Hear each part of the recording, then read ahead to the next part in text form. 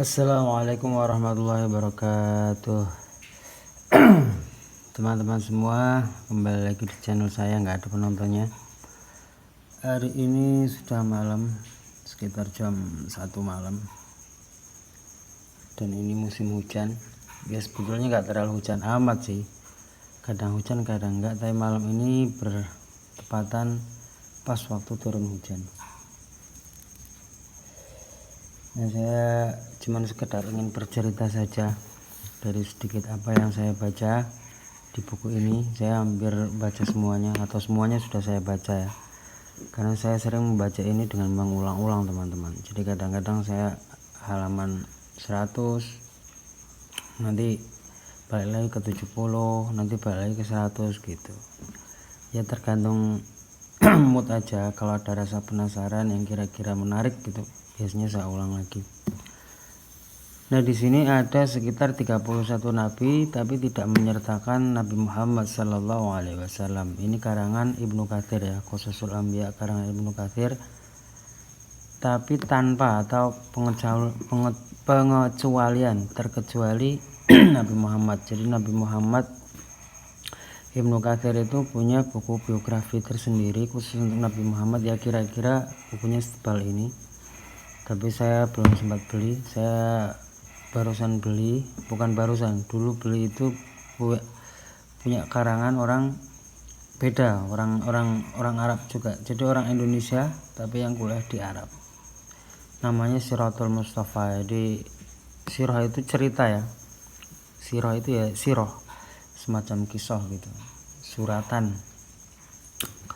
Itu tentang kisah-kisah pilihan gitu, yang dimaksud adalah kisah-kisah dari Nabi Muhammad SAW, dan itu termasuk lengkap. Nanti kalau ada kesempatan saya bisa kasih tahu bukunya seperti apa.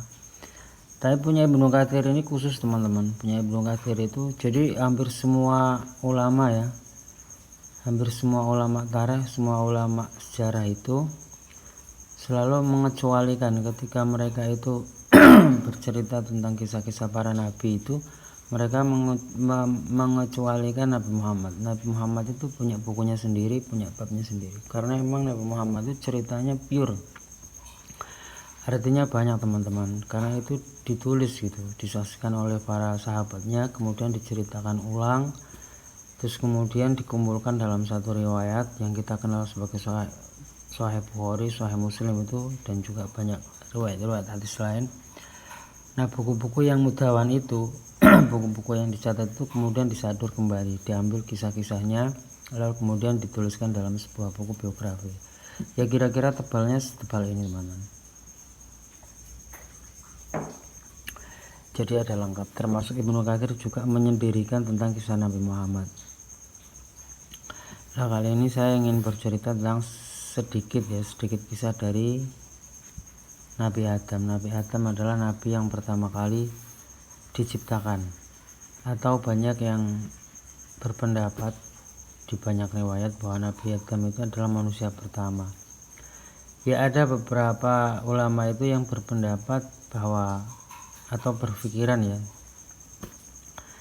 bahwa Nabi Adam itu bukan orang yang pertama. Artinya ada orang yang diciptakan sebelum Nabi Adam, terus kemudian semuanya dihabisi, dikiamatkan, kemudian menciptakan generasi baru, dan Nabi Adam lah orang yang pertama. Dari mana kesimpulan itu, dari mana pemikiran itu dimulai? Itu dari ayat Quran juga, ketika Allah berkata, wa qala rabbuka lil malaikati inni ja'ilun fil ardi khalifah. Saya ingin menjadikan seorang khalifah yang ada di bumi. Terus kemudian malaikat itu protes, qalu ataj'aluna fiha ma yufsidu fiha wa yasfiku dima. Yang benar saja Allah, apakah engkau ingin menjadikan orang yang membuat kerusakan dan menumpahkan darah itu sebagai khalifah di bumi? Lalu para ulama tarikh ini berpikir, dari mana malaikat itu punya kesimpulan bahwa dia tahu kalau Nabi Adam itu akan membuat kerusakan gitu. Nah, itu berarti ada asumsi bahwa dulunya ada makhluk seperti Nabi Adam, atau yang kita sebut sebagai manusia itu, yang pernah diciptakan terus kemudian membuat kerusakan. Lah dari contoh itu kemudian representasinya dikatakan atau diungkapkan oleh malaikat kepada Allah, ya Allah, orang seperti ini kan membuat kerusakan, apa engkau ingin menjadikan Adam ini sebagai khalifah di bumi yang suka membuat kerusakan? Dan singkat cerita Allah membantah itu, terus kemudian a'lamu ma la ta'lam, saya lebih tahu dari apa yang kamu tahu. Nah, dari satu riwayat itu, satu ayat itu surat Al-Baqarah awal ya, itu para ulama punya asumsi bahwa ayat itu mengindikasikan bahwa ada manusia sebelum Nabi Adam, tapi wallahu a'lam bishawab, itu hanya sebatas asumsi yang kebenarannya itu belum bisa dibuktikan, karena riwayat secara jelas yang ditulis dalam Al-Quran maupun riwayat hadis itu belum ada, teman-teman. Tidak ada yang mengatakan bahwa Nabi Adam atau manusia yang diciptakan sebelum Nabi Adam itu ada. Artinya Nabi Adam itu ya kita yakini, banyak sekali ulama yang meyakini sebagai manusia pertama. Kalaupun ada sebelumnya, itu seasonnya bukan season kita, artinya manusia di bumi kita atau dunia pada era kita ini adalah awal mulanya adalah Nabi Adam. Wallahu a'lam bishawab. Nah, itu di juz 4 itu, di surat setelah Ali Imran itu ya, mungkin An-Nisa atau apa itu. Ya ayuhan nasu ubudu rabbakum alladzi khalaqakum min nafsin wahidatin wa khalaqa minha zawjaha wa batha minhuma rijalan katsiran wa nisaa. Orang-orang yang beriman, kamu beriman kepada Allah, manusia kamu berimanlah kepada Allah yang sudah menjadikan kamu wahidah dari manusia yang satu, wa khalaqa minha zawjaha, kemudian Allah itu menciptakan dari dirinya itu zawjaha, pasangannya. Jadi dalam riwayat hadis itu Nabi mengatakan bahwa Hawa itu diciptakan dari tulang rusuk, teman-teman. Nah, mungkin sementara ini tidak ada yang berpikir kenapa kok nggak tulang belikat saja, atau tulang kaki saja, atau tulang tangan saja. Sementara ini belum ada yang berpikir begitu, tapi riwayatnya tulang rusuk. Nah, di Quran itu menerangkan secara generalisir, artinya artinya Allah itu memberikan berita, memberikan informasi bahwa zaujaha atau istrinya atau pasangannya itu diciptakan dari dia. Nah, kemudian itu lebih dispesifikasikan lagi atau lebih didetailkan lagi oleh Nabi bahwa Nabi Adam itu diambil rusuknya, kemudian diciptakan zaujaha, diciptakanlah pasangannya. Jadi Quran itu menjelaskan secara umum bahwa Hawa itu diciptakan dari Adam, kemudian Nabi Muhammad menjelaskan dari Adam itu dari apanya? Dari tulang rusuknya. Nah, kemudian di riwayat lain kemudian Nabi Muhammad berkata bahwa perempuan itu seperti tulang rusuk, bengkok gitu loh. Artinya sifatnya itu seperti tulang rusuk. Tulang rusuk itu bengkok. Ketika dibiarkan itu ya bengkok terus. Tapi ketika itu dipaksa untuk lurus maka menjadi patah. Nah, perempuan itu seperti itu, teman-teman. Ketika kita biarkan tanpa ada pemberitahuan atau tidak ada tuntunan bagi dia, itu ya bisa keliru terus. Tapi ketika kita terlalu kenceng ya, dibentak terus atau apa, itu dia patah, artinya dia putus asa gitu loh. Jadi bisa jadi pingsan itu perempuan. Nah, maka treatment untuk perempuan itu ada seninya gitu. Seperti layang-layang, kadang diulur, kadang ditarik, kadang macam-macam lah. Pokoknya melihat situasi. Jadi di sisi lain harus disayangi, tapi di sisi lain juga harus kadang-kadang dimarahi dalam arti itu memberikan memberikan arah gitu. Karena kalau dibiarkan terus bisa jadi bengkok. Kira-kira gitu, teman-teman. Nah, saya ingin mengatakan atau saya ingin memberitahukan sedikit informasi yang saya baca dari ini tentang penciptaan Nabi Adam. Wa in qala rabbuka lil malaikati inni khaliqum basyaram min salsalin min hama'im masnun.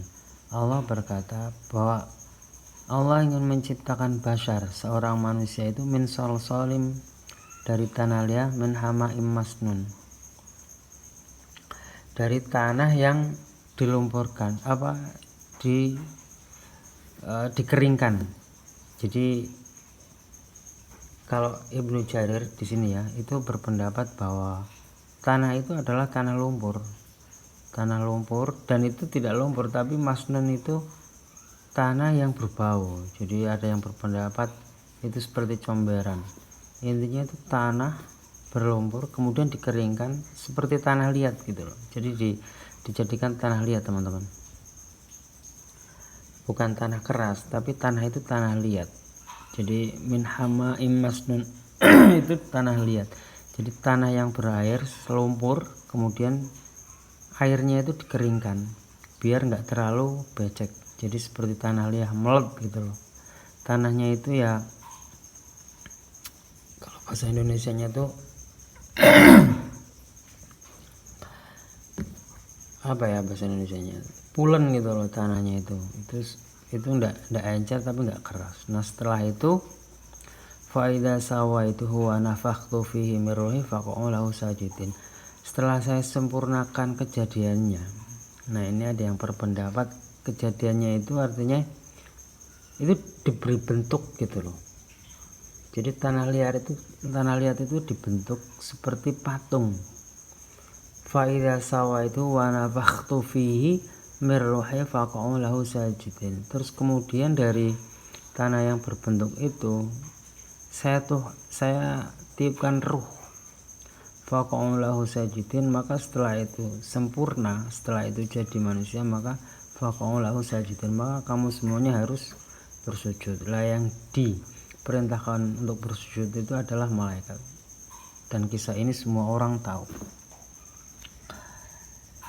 Nah dari sekian banyak malaikat itu yang tidak sujud cuma satu, illa iblis, seorang iblis. Maka dari para ulama itu, khususnya ulama tafsir ya, itu punya pendapat bahwa iblis itu sebetulnya ya bukan iblis, artinya tidak diciptakan memang jadi iblis, tapi itu adalah malaikat. Nah itu kalau di riwayat itu banyak. Iblis itu nama aslinya adalah Azazil.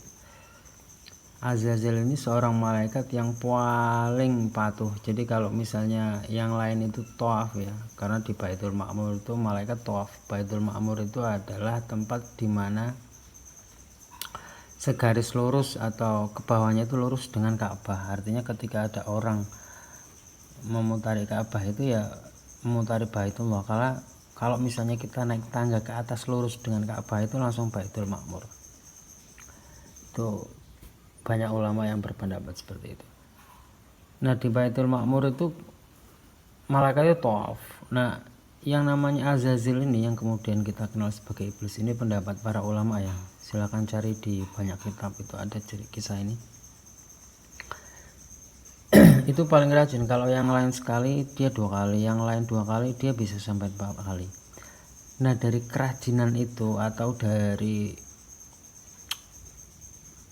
ketawaduannya atau dari saking-sakingnya dia giat ya, itu timbul kesombongan teman-teman, ada rasa GR-nya. Makanya bahaya sekali ketika ada orang itu yang terlalu khusyuk, entah itu khusyuk beribadah atau apa saja, itu kadang-kadang bahaya karena itu menimbulkan perasaan-perasaan yang justru akan menyombongkan diri. Orang yang terbiasa tahajud selama 40 hari rutin tahajud, itu ketika malam hari jam 3 atau jam 2 melihat orang yang melekan di perempatan terus main rem, itu rasanya akan membenci biasanya teman-teman. Dia akan punya pendapat jam segini harusnya orang beribadah, kok dia reme gitu. Nah itu akan ada timbul rasa GR-nya, kesombongannya itu ada. Nah Azazil itu punya perasaan itu, dia menyombongkan diri karena dia merasa dia yang paling rajin. Nah ketika ada perintah sujud, Azazil ini kemudian membantah, tidak mau yang lain sujud semua illa iblis, kecuali iblis. Kemudian ditanya, nah itu teman-teman, pertanyaan itu bisa dilihat di juz 8 itu surat Al-A'raf itu. Qala ma manaka alla tasjuda id amartuk. Kenapa kamu nggak mau sujud? Kenapa kamu nggak mau hormat? Sujud di sini yang dimaksud hormat ya teman-teman. Jadi Imam Suyuti itu berpendapat sujud yang dimaksud adalah sujud hormat, bukan sujud menyembah seperti kita sholat. Tapi tapi sujudnya hormat. Nah, bentuk sujudnya itu ada yang bilang hanya sebatas rukuk gitu, bukan sujud seperti yang kita lakukan ketika sholat, tapi rukuk. Nah, iblis itu tidak mau sujud atau hormat kepada Adam. Ketika ditanya kenapa kamu nggak mau, terus jawabannya qala ana khairum minhu, karena saya ini lebih baik dari dia. Lalu kemudian ditanya lagi, loh, klasifikasinya apa, indikasinya apa kok kamu lebih baik dari Nabi Adam itu? Jawabannya khalaqatani minar wa khalaqatahu min tin, karena saya diciptakan dari api, minar, wa khalaqatahu min tin, dan Adam itu diciptakan dari tanah. Nah, ini sebetulnya kesimpulan-kesimpulan yang dibikin sendiri. Artinya iblis ini punya asumsi bahwa api itu lebih hebat atau derajatnya lebih tinggi ketimbang tanah. Sementara dalam banyak riwayat bagi Allah itu semuanya sama, artinya nggak ada yang susah gitu loh menciptakan sesuatu. Kalau seandainya iblis berkata bahwa api lebih hebat atau lebih derajatnya lebih tinggi dari tanah, itu kesimpulannya dia sendiri. Makanya banyak sekali riwayat atau kaidah itu orang jangan suka menyimpulkan sesuatu secara sepihak, karena itu adalah teori yang dibangun oleh iblis gitu. Kita hanya melihat sekilas terus kemudian kita menyimpulkan gitu. Misalnya ada pejabat yang kaya raya gitu, terus kemudian kita punya kesimpulan pasti dia korupsi. Nah, itu sifat-sifat begitu itu sifatnya iblis, teman-teman. Karena secara yuridis ya secara hukum itu belum bisa dibuktikan. Nah, ketika kita mengambil kesimpulan itu potensinya ya salah, ya bisa benar ya bisa salah. Tapi kalau misalnya itu sudah dibuktikan, itu potensinya ya benar.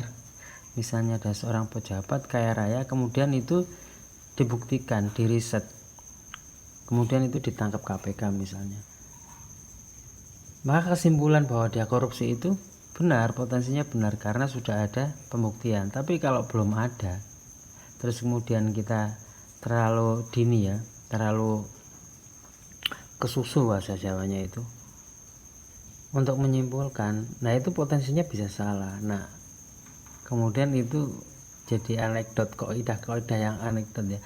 Kalau orang yang menyimpulkan terlalu cepat tanpa harus ada pembuktian itu adalah teorinya iblis itu. Makanya itu berbahaya sekali, teman-teman. Nah, kemudian karena iblis ini tidak mau sujud kepada Nabi Adam dengan kesimpulannya dia sendiri ini, terus kemudian diusir, dan itu ayatnya banyak sekali. Kemudian iblis ini diusir untuk keluar dari surga dan pada akhirnya ke bumi dan pada akhirnya beranak pinak sampai hari ini, teman-teman. Nah, saya hanya ingin bercerita bahwa penciptaan Nabi Adam itu dimulai dari tanah. Artinya Allah itu menciptakan Nabi Adam itu tanpa ada perantaraan. Kalau kita ini sudah ada perantaraan, teman-teman. Jadi manusia yang diciptakan setelah Nabi Adam itu ada perantaraan, ada ayah, ada ibu. Nabi Adam itu nggak ada ayah, nggak ada ibu, langsung jadi. Makanya di surat Yasin itu terakhirnya kan begitu, innama amruhu idza arada syai'an ayyakula lahu kun fayakun. Ketika Allah ini menginginkan sesuatu, maka Allah tinggal bilang saja kun, tinggal bilang saja jadi ya jadi. Nah, seperti Nabi Adam ini, Allah itu hanya meniupkan roh, fa idza sawaituhu wa nafakhtu fihi mir ruhi faqa'u lahu sajidin. Roh itu langsung ditiupkan langsung jling, langsung jadi, teman-teman. Jadi tidak ada proses pembentukan seperti di pabrik, dibikin tangkanya dulu, dibikin matanya, nggak ada, langsung jling ya jadi. Dan semuanya Allah bisa menciptakan seperti itu, dari mulai manusia, dari mulai tanah, pohon-pohonan, Allah itu bisa menciptakan seketika. Makanya ketika iblis itu punya pendapat bahwa tanah itu lebih rendah dari api, itu adalah kesimpulannya sendiri. Karena Allah kalau mau menciptakan api ya jling langsung jadi. Ketika Allah menciptakan tanah, jling ya langsung jadi tanpa ada proses rekayasa macam-macam teman-teman. Wah, ini sudah banyak ternyata, saya baru ngomong sedikit ini. Ya mungkin sementara itu saja kisah Nabi Adam yang secuil ini. Saya hanya ingin mengemukakan poinnya bahwa Nabi Adam itu diciptakan dari tanah, dan tanah itu adalah tanah liat. Wa idh qala rabbuka lil malaikati inni khaliqum basyaram min salsalim min hama'im masnun. Allah menciptakan Nabi Adam itu dari tanah liat yang diberi bentuk. Nah, tanah liat yang dari bentuk ini kalau kata Ibnu Jarir itu diambilkan dari lumpur yang berbau. Nah, lumpur yang berbau itu saya nggak tahu, tapi ada yang berpendapat ini ya semacam seperti comberan ini. Wallahu a'lam bishawab, tapi kira-kira begitulah penciptaan Nabi Adam yang saya baca dari buku ini. Yap, kurang lebihnya mohon maaf bila ada salah kata, juga mohon maaf. Sekian, assalamualaikum warahmatullahi wabarakatuh.